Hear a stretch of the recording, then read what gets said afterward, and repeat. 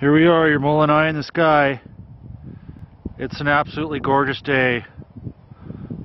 Mullan, Idaho. We're less than 10 days away from the recall. Little weekend review report today. We continue with some research we've been doing. We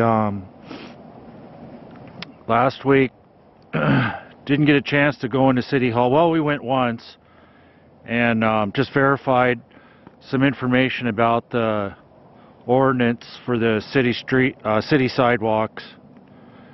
Verified some information that we had been concerned about, and it is the responsibility, according to the ordinance, citizens who own homes are responsible for their own sidewalk repair. We had hoped that that wasn't the case, since the city plows the snow every year and continues to destroy our curbs and sidewalks. But maybe we can work on getting that changed. Nevertheless,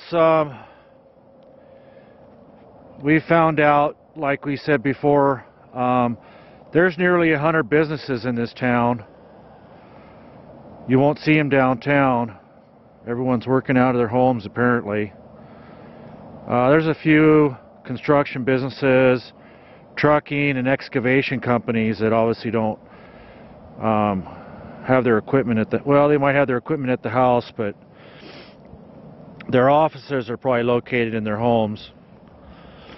But they are registered as a Mullan business. One we thought was kind of funny was a birdhouse business. We hadn't seen that before. We went and checked on that last night, and the people that actually live in the house don't have the business. In fact, they just moved into this house. So we're assuming that the people that have the business just haven't sent the paperwork into the state dissolving their business. But there's a lot of other businesses in town that we hope are still, you know, in operation. The way that this town has been since the mine shut down, we thought it was going to close up. But we have a lot more hope now. We're gonna see if we can't figure out exactly how many businesses are still alive and well here in Mullan. But that'll probably be after the recall. We're not gonna have time to do a lot more research, although we do have some disconcerting information about a group of people that have been passing around a flyer in town. They're misleading the public as far as we're concerned. And so, but that's to be expected, you know, in situations like this where the town's got a lot of people that are against the recall. We're guessing they're friends of the mayor, but we can't be for sure about it. But if you want to go on Facebook, just type in Mullan recall. There's a lot of information on that page that anyone that wants to know the truth can find out.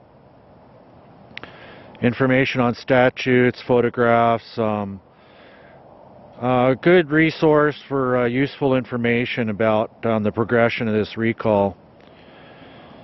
And of course there's videos on YouTube, and then there's some other sites that the paper here in the valley is cited. But one thing we want to make the public aware of is that this isn't about any kind of argument or disagreement between the mayor and anyone that's part of this coalition of concerned citizens. We want to make that perfectly clear. This is about accountability here in town. And yeah, we're going to go down into town to finish this video. So there you have it, your eye in the sky, Mullan, Idaho. It's just a gorgeous day, absolutely beautiful. That's why we live up here. Oh, we came down to finish up our little segment here. It's such a beautiful sunset tonight that we had to take advantage of it. We just wanted to continue, let people in the community know that there's almost 100 businesses here. Some of them, of course, are probably closed up. They just haven't sent the Secretary of State their paperwork yet. We were just at a location here in town where the physical address was listed, and when we went there, the people were new homeowners, and the business was obviously not part of that location. So, but what we've also had happening just recently this weekend there's a group in town that's calling themselves the Mullan Community Action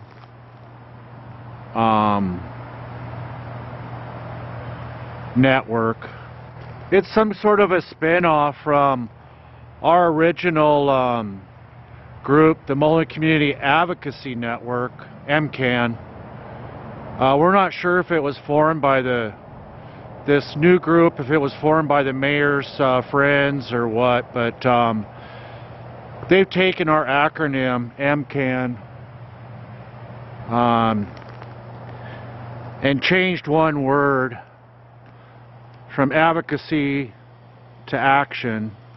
We don't know what kind of action they're doing. We haven't seen much in town change in the last 6 months. But they're getting some free press, I guess, and they're trying to make a name for themselves, obviously, by providing information to the community just before this recall is going to happen. And some of it is false truths. We think it's a little bit of propaganda, and we just want the community to know that part of this recall has nothing to do with the confrontation between Mr. Bergstrom and the mayor. That has nothing to do with the recall. In fact, in the state of Idaho, you don't need a reason to recall an elected official. The coalition provided some justifications just so that the community would know. If we wanted to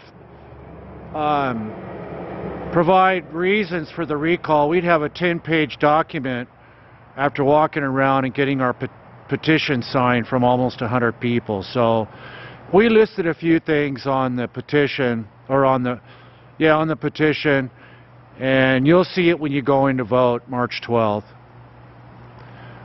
But we're going to keep posting things up until that date on the recall.